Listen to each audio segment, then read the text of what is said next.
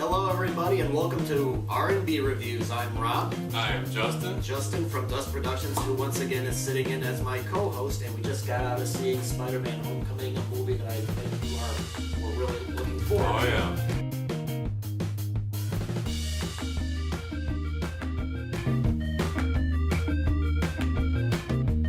So this is the third cinematic attempt at Spider-Man with Tom Holland as Peter Parker, aka Spider-Man. We've had Tobey Maguire and we've had Andrew Garfield's interpretation, and now this movie is going to be more connected to the current Marvel Cinematic Universe, which we already saw in Captain America Civil War.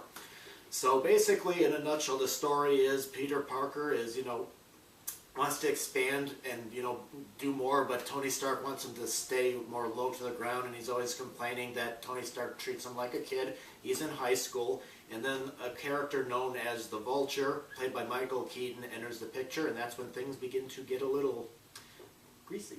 Yeah, So, a little crazy. Like he doesn't really start out as like a crazy bad guy. Like he's just trying to make money to support his family, and he's not like trying to take over the world or anything, and he doesn't really want to necessarily hurt anybody, at least not in the beginning. yeah. And another thing too is this is set like right after Civil War happens. Like Tony Stark is dropping Peter Parker off, right after the airport incident. So I thought that was kind of cool, and like the little vlogs that Peter Parker was doing.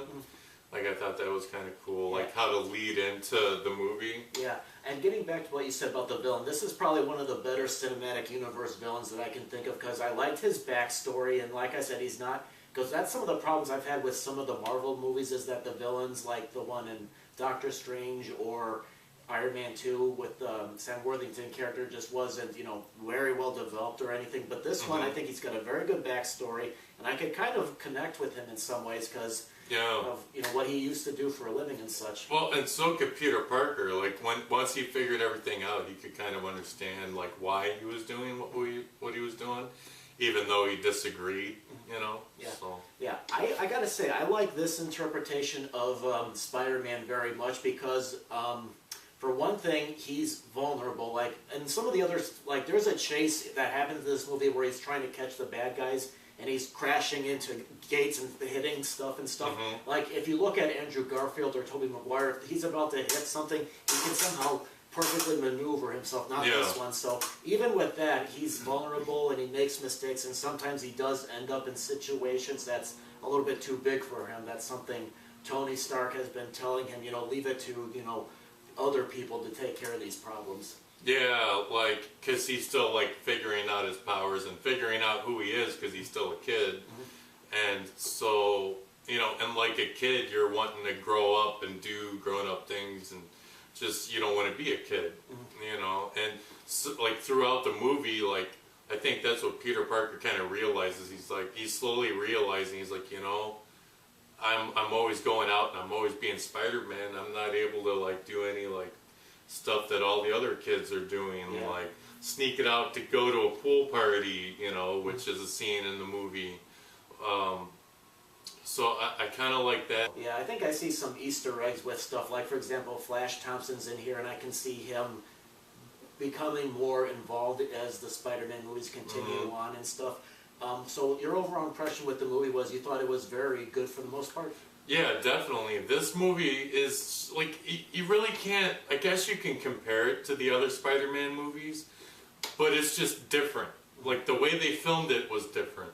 The way they portrayed Spider-Man was completely different. They don't really focus on his Spidey sense or any of that. Like, he's still developing his powers, and the fact that Tony Stark's always on him about stuff, I just...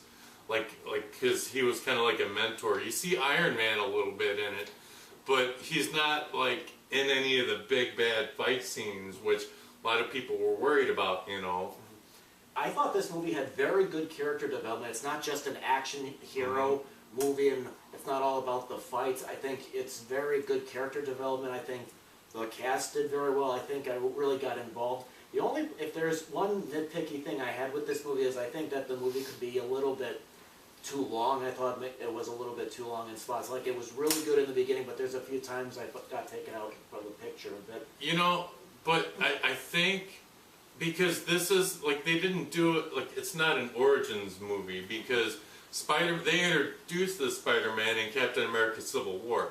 That's where his character was, and basically, they just briefly, yeah, he got his powers, he's only had his powers for 6 months at that time, and, you know, and so I think this movie was an origins movie without having to actually be an origins movie, if you know what I'm saying.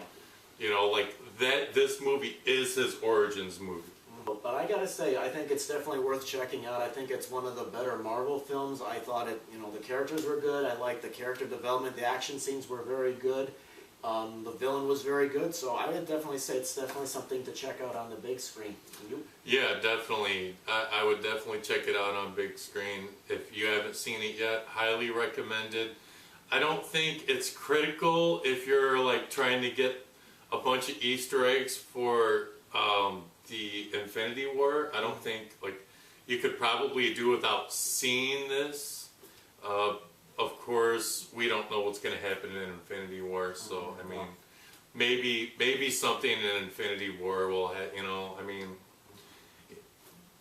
there's going to be so many superheroes in that movie. It's just going to be hard to really gauge what movies you should really have seen, because a lot of people are just guessing. Like, I'm not a big Thor person. Like, I'm not really into the Thor movies.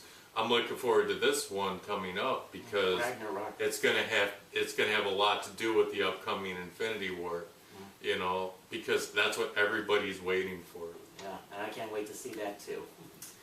Alright, well, that's our review of Spider-Man Homecoming, and now we're going to open the comments to you. Leave your comments in the comment box below about what you thought of the movie, and then, if you're interested, check out my main page. We'll get some other reviews of movies that you can watch in the theaters or in the comforts of your own home, and check out his page, Dust Productions, look at his videos too. Well, Justin, thank you again for coming back to doing this video, and hope to see more of you. Yeah, alrighty, and we'll see you guys sometime. Yes.